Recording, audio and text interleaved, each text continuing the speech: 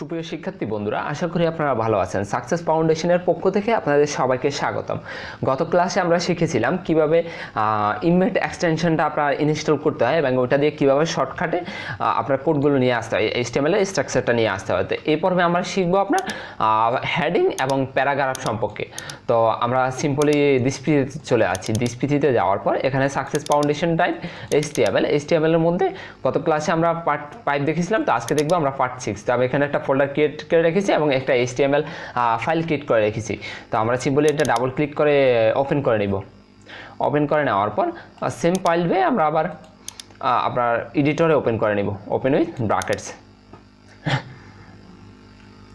একটু সময় লাগবে। সিম্পলি এগুলো আমরা কাট করে দিচ্ছি।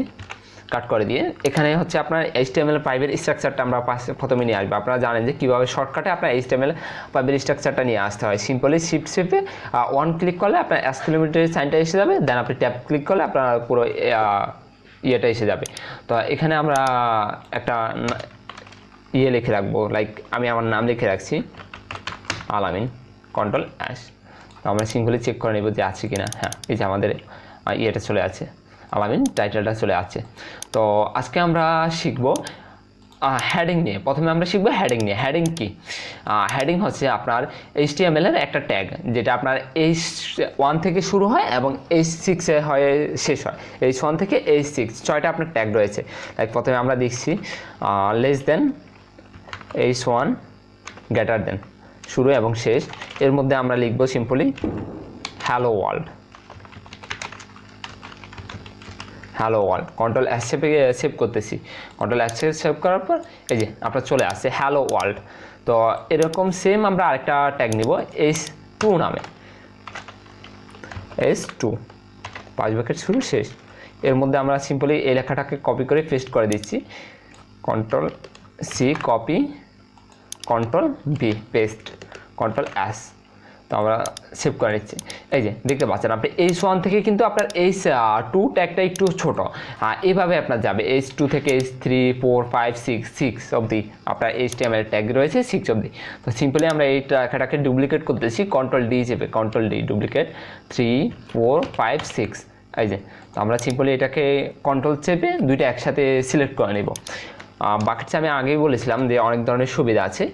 এটাও আপনার সুবিধা আছে যে কন্ট্রোল চেপে অনেকগুলো লেখা একসাথে সিলেক্ট করা, লাইক H3 শুরু এবং H3 শেষ দুইটা একসাথে আমি পরিবর্তন করে নিয়েছি। এরপর আপনারা যাব H4 এর কাছে। H4 সিম্পলি দুইটা আমরা কপি করে নিচ্ছি। H5, H6 কন্ট্রোল S চেপে সেভ করে নিচ্ছি এবং এখানে গিয়ে রিলোড দিচ্ছি। এই যে আপনারা দেখতে পাচ্ছেন H1 থেকে H2টা একটু ছোটো, এর থেকে 3টা একটু ছোট এবং এভাবেই হচ্ছে আপনার সর্বশেষ H6 অবধি। তো আমরা H7টা দিয়ে দেখবো অ্যাকচুয়ালি আপনি H7টা দিলে কি হয়। তো H7 greater than hello world, hello world control S চেপে সেভ করে নিয়েছি।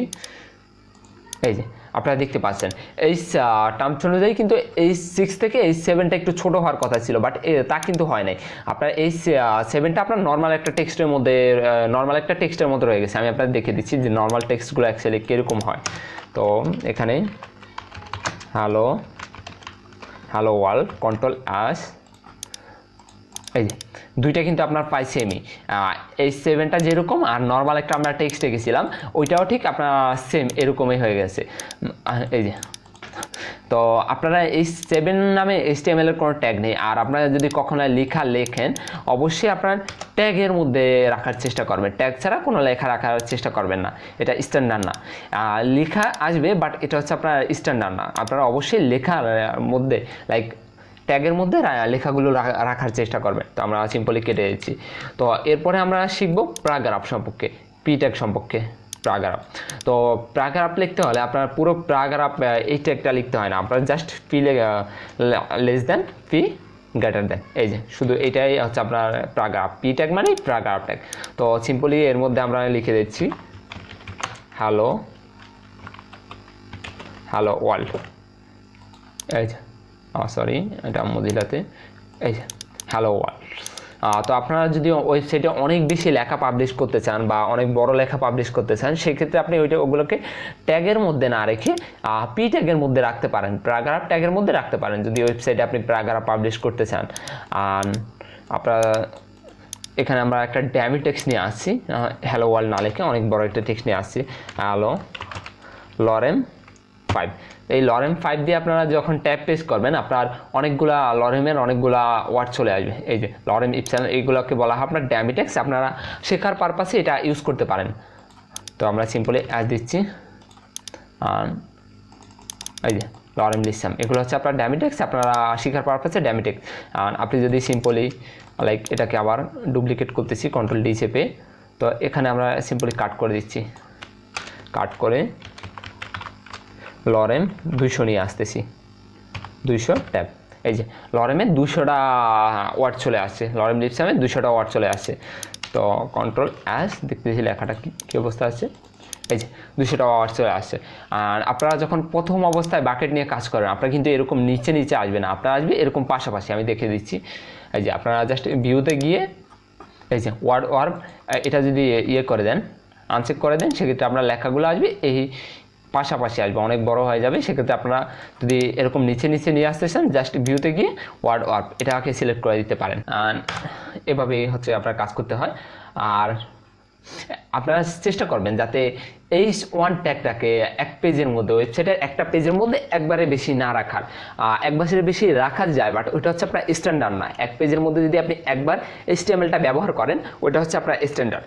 তো আজ এই পর্যন্তই। নেক্সট ক্লাসে আমরা HTML-এর পরবর্তী বিষয়গুলো নিয়ে আলোচনা করব, লাইক HTML-এর বিভিন্ন আরও কিছু ট্যাগ রয়েছে ওগুলো সম্পর্কে আলোচনা করব। তো আজ এই পর্যন্তই, দেখা হবে পরের ভিডিওতে, সে পর্যন্ত ভালো থাকবেন। Thank you. Success Foundation, all in one IT solution.